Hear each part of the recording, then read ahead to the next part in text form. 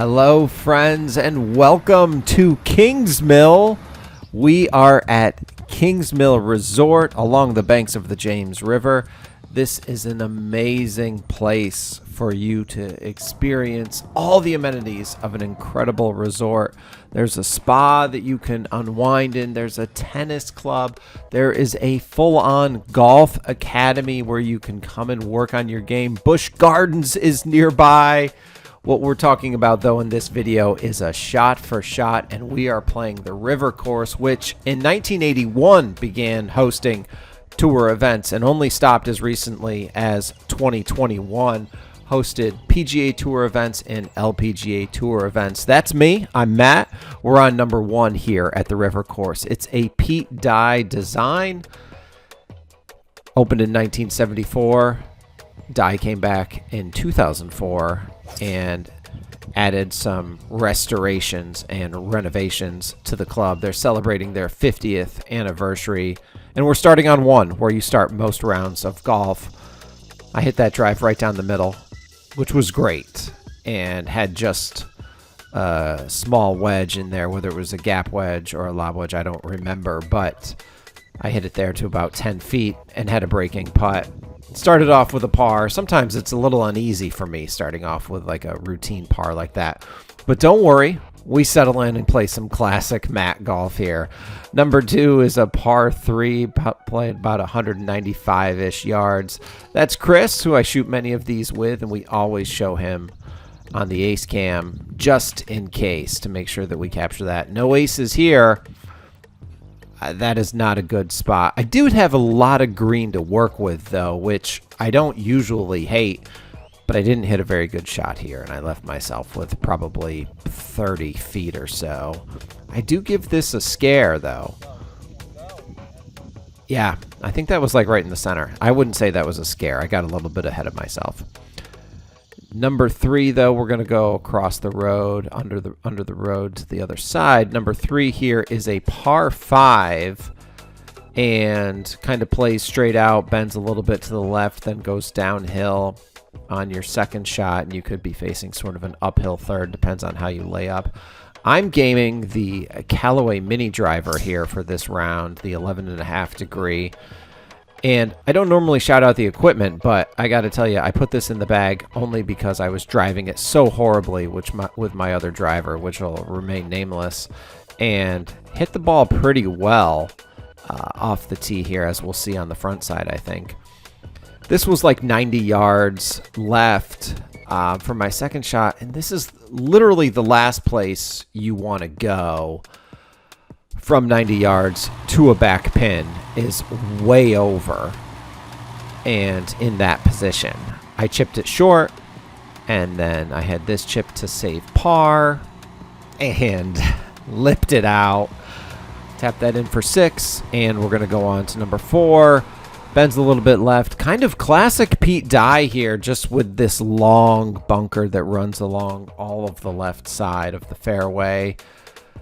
400 and almost 40 yards, bends just gently to the left. You can see the target out there, sort of center-ish of the fairway. And I hit a nice drawing mini driver there. Left myself with, I think, about a 7-iron in. I want to say it was around 165-ish, 170 yards. Hit a decent shot.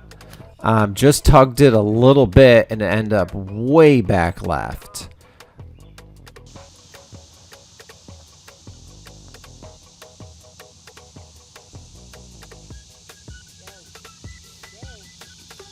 Was able to get that down there, but I just remember over that putt I was just like inside left, give it speed, and I did, but it hit the corner and didn't go in, hit the lip. So number 5, par 3, over another one of those long bunkers. Chris has just finished saying, man, can't believe we haven't had an ace on the ace cam. That being said, hole-in-ones are hard to come by.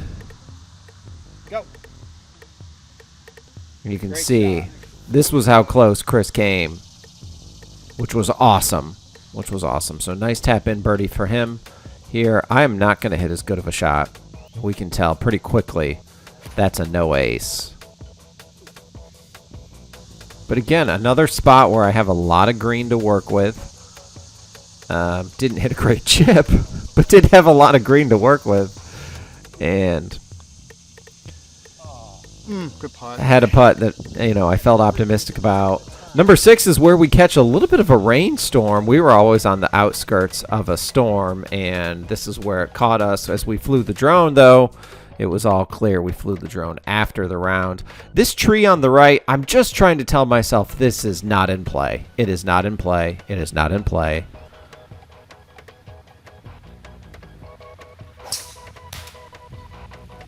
And as you could hear, it's a little bit in play.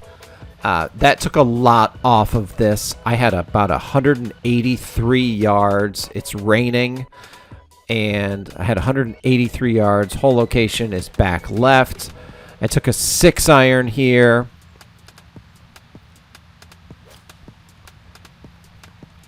Made a really good strike. I remember that strike vividly. It felt like it was maybe a groove low, but it was perfect. It was perfect. Maybe half a groove low, if that even makes any sense. So, yeah, I hit that to like 2 feet, 3 feet, tap that in. So I made birdie, which was great. 7 is a par 5, which it just really feels sort of tight. It was just a little nerve-wracking because it was just a very straight-looking hole. It is not necessarily tight, but it's just like a straight-looking hole, whereas your first 6-ish holes have more bends to them. So I'm over here just right of the cart path and trying to lay it up so that I have an uphill third shot. This second shot kind of plays, straight away, but it drops down and you're going to have an uphill third. I hit a nice just pitching 4-iron there to down here, which I think I left myself with maybe 115 yards. I made a good pass at that. Hole location was kind of front middle. I got it onto the front and 20 feet or so and ran that back there to a tap-in par, which was nice. Number 8 is one of my favorite holes. It's just a great looking hole. It bends to the right. As someone who normally plays a fade, this normally sets up really good for me, but with this club I'm hitting more of a draw. But you just take it down that right side and let it draw back a little bit.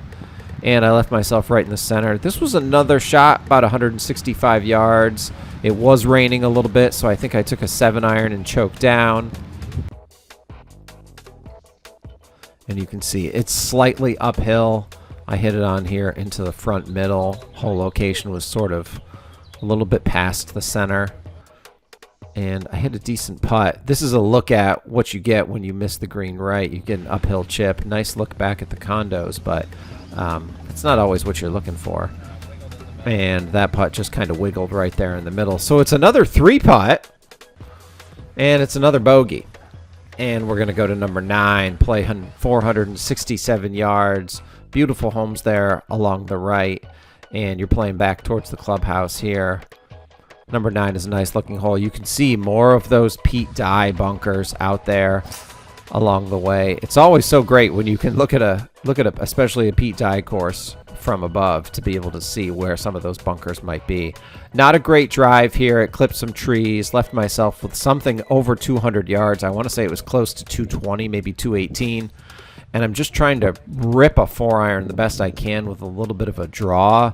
Maybe leave it up there short of the green.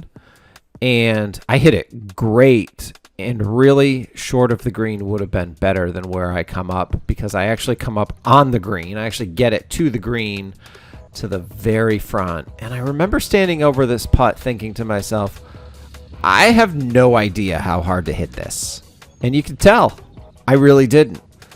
And I hit it like 10 to 12 feet past. Didn't make a very good putt there. Make a bogey, and that's how we're going to finish the front 9 on the river course at Kingsmill. Get down to Williamsburg or up to Williamsburg, wherever you are, and check it out. That was just the front 9. We'll be back with the back 9 as well.